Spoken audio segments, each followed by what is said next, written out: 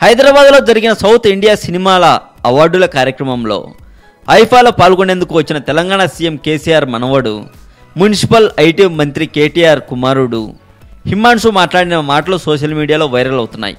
ఓ media ఛానల్తో మాట్లాడుతూ తాను లేటెస్ట్గా కాటమరాయుడు సినిమా చూశానని హిమాన్షు చెప్పగా, ఆ సినిమా ఎలా ఉంది అని యాంకర్ ప్రశ్నించారు.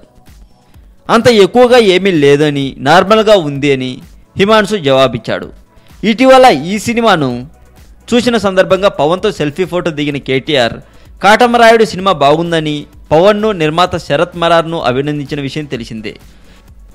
అయితే ప్రస్తుతం ఈ వీడియో సోషల్ మీడియాలో తెగ వైరల్ అవుతుందండి.